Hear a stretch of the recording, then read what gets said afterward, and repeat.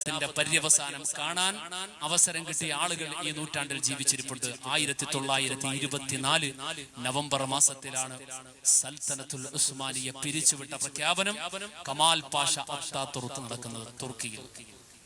Kamal Pasha Ataturk ഇത് നടത്തുമ്പോൾ വീണ്ടും ഒരു ചെങ്കിസ് ഖാൻ ആക്രമണത്തിന് സമാനമായ അസ്തമയ ശോഭയോടെ ഇരുളിമയിലേക്ക് ലോകം വീണ്ടും വീഴുകയായി.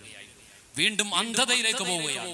മുസ്ലിം എന്ന് പറഞ്ഞ് പുറത്തിറങ്ങി നടക്കാൻ ഭയപ്പെടുന്ന ലോക മുസ്ലിമീങ്ങൾ, ഇസ്ലാമിന്റെയും മുസ്ലിമീങ്ങളുടെയും ശബ്ദം എവിടെയും കേൾക്കാനില്ലാത്ത അവസ്ഥയായിരുന്നു. എല്ലാ പ്രതീക്ഷകളും അസ്തമിച്ചു. ഇനി നാം ഇസ്ലാം എവിടെ പോയി പറയും?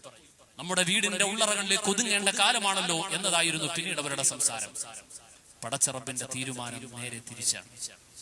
കമാൽ പാഷ അത്താതുർക്ക് എന്ന ജാരസന്തതി 1925 വീണ്ടും ഒരു 622 കൊല്ലക്കാലം പിന്നിടുമ്പോൾ ലോക ജനതയോട് പറഞ്ഞു, ഉസ്മാനിയ ഖിലാഫത്ത് ഒട്ടോമൻ എംപയർ പിരിച്ചുവിട്ടിരിക്കുന്നു. ഇനി ഇസ്ലാമിന്റെ ഒരു അടയാളവും ലോകത്ത് ബാക്കിയാക്കില്ല ഞങ്ങൾ. ലോകത്ത് ഇസ്ലാമിന്റെ ഒരു ശബ്ദവും ബാക്കിയാക്കില്ല ഞങ്ങൾ. ഇസ്ലാമിന്റെ ഷിആറുകൾ തടഞ്ഞു, നിരോധിച്ചു. ഇസ്ലാമിന്റെ ഷിആറുകളെ മുഴുവനും നിരോധിച്ചു. എല്ലാം നിരോധിച്ചുകൊണ്ട് പടച്ചറബിന്റെ പരിശുദ്ധമായ ദീനിന്റെ എല്ലാ പ്രഭയും അസ്തമിപ്പിച്ചു എന്നവർ പറഞ്ഞുകൊണ്ട് മിനാരങ്ങൾ, പള്ളികളുടെ മിനാരങ്ങൾ നിരോധിച്ചു, ബാങ്ക് നിരോധിച്ചു. ഖുർആനിന്റെ പാരായണ ശബ്ദം എവിടെയെങ്കിലും കേട്ടാൽ 3 വർഷം തടവറ ജീവിതം വിധിച്ചു ഭരണകൂടം. ഖുർആനിന്റെ ശബ്ദം എവിടെയെങ്കിലും കേട്ടാൽ 3 വർഷം തടവറവാസം തീരുമാനിക്കപ്പെട്ടു. ഇസ്ലാമിന്റെ യാതൊരു അടയാളവും ബാക്കിയില്ലാതെ ഒന്നില്ലാതെ ഉന്മൂലനം ചെയ്യപ്പെട്ടതായി കമാൽ പാഷ പറഞ്ഞു. അടുത്ത ദിവസം തുർക്കിയുടെ ഔദ്യോഗിക റേഡിയോയിലൂടെ ലോക ജനതയുടെ മുമ്പിലൂടെ പറയുകയാണ്, മുമ്പിലേക്ക് പറയാണ്, ഇനി ഇസ്ലാമില്ല. ഇനി ഇസ്ലാമിന്റെ രീതികൾ ആരും അവലംബിക്കാൻ പാടില്ല. ഇസ്ലാമിക വേഷവിധാനങ്ങളെ നിരോധിച്ചിരിക്കുകയാ. ഇസ്ലാമിന്റെ ഷിആറുകൾ ഒരു സ്ഥലത്തും കാണാൻ പാടില്ല. ഇസ്ലാമിന്റെ അടയാളങ്ങൾ പുറത്തെടുക്കാൻ പാടില്ല. പരിശുദ്ധ ഖുർആൻ, ഞാൻ നേരത്തെ പറഞ്ഞ അത്ഭുതങ്ങളുടെ കേദാരമായ പരിശുദ്ധ ഖുർആനിന്റെ ശബ്ദമെങ്ങാനും എവിടെയെങ്കിലും കേട്ടാൽ അവർക്ക് 3 വർഷത്തെ തടവ് ശിക്ഷ കിടിച്ചുകൊണ്ട് ഇസ്ലാമിന്റെ മുഴുവൻ അടയാളങ്ങളെ ഉന്മൂലനം ചെയ്തു. പരിശുദ്ധമായ ദീനിന്റെ പള്ളികളെ സർക്കാരിന്റെ പൊതുമേഖലാ സ്ഥാപനങ്ങളാക്കി പരിവർത്തിപ്പിക്കപ്പെട്ടു. പരിശുദ്ധ ദീനിന്റെ വേഷവിധാനങ്ങളെ നിരോധിച്ചു. ദാടി നിരോധിച്ചു. ദാടി വടിക്കുവാനുള്ള നിർബന്ധിത നിയമം വന്നു. പരിശുദ്ധ ദീനിന്റെ വേഷവിധാനമായ പർദയും നിക്കാബും ഹിജാബും മഫ്തയും ധരിച്ച മുസ്ലിം സഹോദരിമാർ അവരെങ്ങനെ ധരിച്ചുകൊണ്ട് പുറത്തിറങ്ങി നടക്കാൻ പാടുന്നുള്ള നിയമം വന്നു. എന്റെ പ്രിയമുള്ള ഉമ്മ സഹോദരിമാര്, പടച്ചറബിന്റെ ദീനിന്റെ നിയമത്തിന് അങ്ങേയറ്റം താല്പര്യത്തോടെയാണ് ധരിക്കുന്നതെങ്കിൽ ആ ഉമ്മമാര് സഹോദരിമാരും ഓർക്കട്ടെ, അന്നൊരു കാലത്ത് കമാൽ പാഷ പറഞ്ഞു, ഇനി പുറത്തിറങ്ങി ഇസ്ലാമിന്റെ വേഷം ധരിച്ച് നടക്കാൻ പാടില്ല. ദീനീ ബോധമുള്ള സഹോദരിമാര് പറഞ്ഞു, ജയിലിൽ അടക്കട്ടെ, ഞങ്ങൾ ആ ശിക്ഷ ഏറ്റുകൊള്ളാം. എത്ര വലിയ ശിക്ഷകൾ വന്നുകൊള്ളട്ടെ, ഞങ്ങൾ ഏറ്റുകൊള്ളാം. എന്നാൽ ഈ വേഷത്തിൽ നിന്ന് മാറുവാൻ ഞങ്ങൾ തയ്യാറല്ല. അടുത്ത ദിവസം കമാൽ പാഷയുടെ പുതിയ പദ്ധതി വരികയാണ്. ലോക ചരിത്രത്തിലെ ആദ്യത്തെ വേശ്യാ തെരുവ് വരുന്നു. ലോക ചരിത്രത്തിലെ ഏറ്റവും വലിയ ആദ്യത്തെ തെരുവ് വരുന്നു.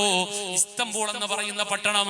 ഹബീബനാ റസൂലുള്ളാഹി സ്വല്ലല്ലാഹു അലൈഹി വസല്ലമ തങ്ങൾ ഹബീബായ പ്രവാചകൻ സ്വഹാബത്തിനോട് ലോകാവസാനത്തിന്റെ മുന്നോടിയായി ലോകത്തെ അത്ഭുതകരമായ വിജയത്തിലൂടെ പരിശുദ്ധ ഇസ്ലാമിന്റെ പ്രഭ മടങ്ങി വരുന്ന പട്ടണമായ ഇസ്തംബൂളിനെ, കുസ്തുന്തീനിയ എന്ന നാടിനെ കുറിച്ച് പരിചയപ്പെടുത്തിയ ഇസ്തംബൂൾ പട്ടണം. ആ പട്ടണത്തിലേക്ക് ലോകത്തിന്റെ ഭാഗങ്ങളിൽ നിന്നും ഏറ്റവും വലിയ തെമ്മാടികളായ അഭിസാരികളായ സ്ത്രീകളെ കൊണ്ടുവരുന്നു. അവരെ കൊണ്ടുവന്നുകൊണ്ട് അവിടെ താമസമാക്കി. എന്നിട്ട് അവർക്ക് പ്രത്യേകമായ കാർഡ് കൊടുത്തു. നമ്മുടെ നാട്ടിൽ ചുവന്ന തെരുവുകളെ കുറിച്ച് കേട്ടിട്ടുണ്ട്. ബോംബെയിലുണ്ട്, കൽക്കട്ടയിലുണ്ട്, പല പട്ടണങ്ങളിലും ചുവന്ന തെരുവുകളെ കുറിച്ച് കേട്ടിട്ടുണ്ടെങ്കിൽ ലോക ചരിത്രത്തിലെ ആദ്യത്തെ ചുവന്ന തെരുവ്, ആധുനിക ലോകത്തെ ആദ്യത്തെ ചുവന്ന തെരുവ് കമാൽ പാഷ അത്താതുർക്ക് ഇസ്തംബൂളിൽ കൊണ്ടുവന്ന തെരുവാണ്. അങ്കാറയിൽ കൊണ്ടുവന്ന തെരുവാണ്. ആ തെരുവിലേക്ക് ലോകം മുഴുവനുമുള്ള അഭിസാരികളായ ആളുകളെ മാടി വിളിച്ചുകൊണ്ട് കൊണ്ടുവന്നിട്ട് വ്യഭിചാരം ആഗ്രഹിക്കുന്ന ചെറുപ്പക്കാരോട്, പുരുഷന്മാരോട് തുർക്കിയുടെ ഔദ്യോഗിക റേഡിയോയിലൂടെ പറഞ്ഞു, ഇനി ആർക്കെങ്കിലും വ്യഭിചാരികളായ സ്ത്രീകളെ താല്പര്യമുണ്ടെങ്കിൽ, ആർക്കെങ്കിലും വേശ്യകളായ ആളുകളുടെ അടുക്കലേക്ക് പോകണമെങ്കിൽ കടന്നു വരൂ. ഇസ്തംബൂളിൽ അവർക്ക് വേണ്ടി ലൈസൻസ് നൽകപ്പെട്ട കെട്ടിടങ്ങളുണ്ട്. അങ്കാറയിൽ അവർക്കുള്ള കെട്ടിടങ്ങളുണ്ട്. അവർക്ക് ഞങ്ങളൊരു യൂണിഫോം കൊടുത്തിട്ടുണ്ട്. അത് നിഖാബ, അത് ഹിജാബ, അത് മുസ്ലിം സ്ത്രീകൾ ധരിക്കാൻ ഇസ്ലാം പഠിപ്പിച്ച പർദയാണ്, മഫ്തയാണ്, ഹിജാബാണ്. ആ ഹിജാബും മുസ്ലിം സ്ത്രീയുടെ വസ്ത്രം എടുത്ത് പറഞ്ഞിട്ട് ഔദ്യോഗിക ടെലിവിഷനിലൂടെ കമാൽ പാഷ പറഞ്ഞു, ഈ വസ്ത്രം ധരിച്ചുകൊണ്ട് പുറത്തിറങ്ങുന്ന സ്ത്രീകളെ കണ്ടാൽ നിങ്ങൾക്ക് ധൈര്യപൂർവ്വം പോയിട്ട് നിങ്ങളുടെ ആവശ്യം ചോദിക്കാം. സുബ്ഹാനല്ലാഹ്. പതിവ്രതകളായ മാന്യകളായ സഹോദരിമാരെ സംബന്ധിച്ചിടത്തോളം എത്ര വലിയ വേദനയുടെ ദിനരാത്രങ്ങളാ. ലോകത്തന്നേ വരെ ചിന്തിച്ചിട്ടില്ലാത്ത എത്ര വലിയ ക്രൂരമായ ഉന്മൂലനത്തിന്റെ പദ്ധതിയാ കൊണ്ടുവന്നത്. ഈ രൂപത്തിൽ ഉന്മൂലനത്തിന്റെ പദ്ധതി കൊണ്ടുവന്നു. ഇസ്ലാമിന്റെ മുഴുവൻ അടയാളങ്ങളും തൂത്തെറിയപ്പെട്ടു, പള്ളികൾ തുടച്ചു നീക്കപ്പെട്ടു, ഇസ്ലാമിന്റെ വഖഫുകൾ ഉന്മൂലനം ചെയ്യപ്പെട്ടു, പർദ നശിപ്പിക്കപ്പെട്ടു, തൊപ്പി മാറ്റപ്പെട്ടു, ഹിജാബ് മാറ്റപ്പെട്ടു. പരിശുദ്ധ റമദാൻ പരസ്യമായി വെള്ളം കുടിക്കാൻ നിർബന്ധിതരായി, പരസ്യമായി മദ്യശാലകൾ തുറന്ന് പ്രവർത്തിക്കപ്പെടുവാൻ നിർബന്ധിതരായി. ഈ രൂപത്തിൽ ഇസ്ലാമിന്റെ ശബ്ദം ബാക്കിയില്ലാതെ, ഒരു മടങ്ങിവരവിന്റെ സാധ്യതയില്ലാതെ പരിശുദ്ധ ഇസ്ലാം പൂർണ്ണമായി തുടച്ചു നീക്കാനുള്ള സർവ്വ സംവിധാനങ്ങളും നടപ്പിലാക്കിയെങ്കിൽ അല്ലാഹുവിന്റെ വിശുദ്ധ ദീൻ വല്ലാഹു മുതിമ്മു നൂരിഹി വലൗ കരിഹൽ കാഫിറൂൻ. കമാൽ പാഷ അത്താതുർക്കല്ല, അവന് മുമ്പുള്ള ചെങ്കിസ് ഖാൻ അല്ല, അവന് മുമ്പുള്ള അബൂജഹൽ അല്ല, അവന് മുമ്പുള്ള ജാലൂത്ത് അല്ല, അവന് മുമ്പുള്ള ഫിർഔൻ അല്ല, അവന് മുമ്പുള്ള നമ്രൂദ് അല്ല.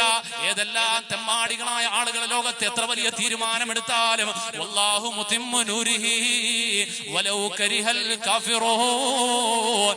സത്യനിഷേധികളെ വായടപ്പിച്ചുകൊണ്ട് ഈ വിശുദ്ധ ദീനിന്റെ പ്രഭ ലോകത്ത് പൂർത്തിയാവുക തന്നെ ചെയ്യും. 1924 പൂട്ടിക്കെട്ടുവാൻ തീരുമാനിച്ച കമാൽ പാഷ അത്താതുർക്ക് സർവാധിപത്യം പാടു, എല്ലാ അടയാളങ്ങളും തൂത്തെറിഞ്ഞു.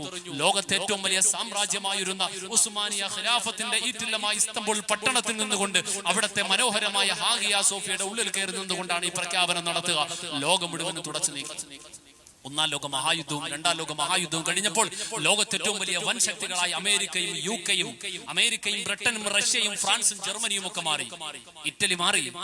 അവരെല്ലാം ചേർന്ന ഒറ്റ കൂട്ടുകക്ഷി സഖ്യമായിരുന്നു പിന്നീട് UN ഐക്യരാഷ്ട്രസഭയെല്ലാം ഉണ്ടാക്കി. ഇവരെല്ലാം ചേർന്നുകൊണ്ട് ഒരു കോർപ്പറേറ്റ് കമ്പനി പോലെയായി മാറി പിന്നീട് ലോകം നയിച്ചുകൊണ്ടിരുന്നത് അവര്. നിങ്ങൾ ആലോചിക്കണം, ഇലയനങ്ങിയാൽ അറിയുന്ന ചാര സംവിധാനങ്ങൾ സർവ്വതുമുള്ള, സർവ്വവിധ സംവിധാനങ്ങളുമുള്ള 300 അടി ആഴത്തിലെ ഇറാന്റെ ആണവ നിലയത്തിന്റെ ഉള്ളിൽ നടക്കുന്ന പരീക്ഷണങ്ങളെ സ്കാൻ ചെയ്തെടുക്കാൻ, ഒപ്പിയെടുക്കാൻ കഴിയുന്ന അത്യന്താധുനിക സ്കാനിംഗ് സംവിധാനങ്ങളുള്ള ഈ ടെക്നോളജിയുടെ മുമ്പിൽ 1978 ആകുമ്പോൾ 1924 നവംബർ മാസത്തിൽ ഖിലാഫത്തുൽ ഉസ്മാനിയയുടെ ശിഖരത്തിൽ ആണിയടിച്ചുകൊണ്ട് ഖിലാഫത്തും ഇസ്ലാമിയത്തും അവസാനിപ്പിച്ചു എന്ന് കമാൽ പാഷ പറഞ്ഞെങ്കിൽ, വീണ്ടും നബിയുന മുഹമ്മദുർ റസൂലുള്ളാഹിന്റെ നബുവത്ത് മുതൽ ആ പ്രകാശ ശോഭ ലോകത്തിന്റെ മുമ്പിൽ ദൃശ്യമായ 53 വർഷക്കാലം പൂർത്തിയാകുമ്പോൾ 1978 ആകുമ്പോൾ ഈ കാര്യരിമ്പുകൾ കഴികൾക്കുള്ളിൽ നിന്നും ലോകത്തിന്റെ മുമ്പിൽ ഉച്ചൈസ്തരം ഒരു ശബ്ദം കേൾക്കുകയാണ്. 5 രാജ്യങ്ങൾ ഇസ്ലാമിക് റിപ്പബ്ലിക് എന്ന് പ്രഖ്യാപിക്കുകയാണ്. ഇതുപോലൊരു പ്രഖ്യാപനം അന്നൊരു കാലത്ത് മദീന ത്വയ്യിബയിലാണ് നടന്നത്. അന്നൊരു കാലത്ത് ഖിലാഫത്തുർ റാഷിദയുടെ കാലത്തിലാണ് നടന്നത്. അതുപോലൊരു പ്രഖ്യാപനം സർവ്വവിധ ചാര കണ്ണുകളുടെ മുമ്പിൽ സർവ്വ സംവിധാനങ്ങളെയും നിഷ്പ്രഭമാക്കിക്കൊണ്ട് ലോകത്തിന്റെ മുമ്പിൽ ഒരു രാജ്യം പറയുന്നു. 1978 ആകുമ്പോൾ Islamic republic of Iran, Islamic republic of Pakistan, republic of Afghanistan, republic of Yemen, republic of Libya. 5 രാജ്യങ്ങൾ ലോകത്തിന്റെ മുമ്പിൽ പരസ്യമായി ഇസ്ലാമിക രാജ്യങ്ങളായി മാറിയതായി പ്രഖ്യാപിക്കും.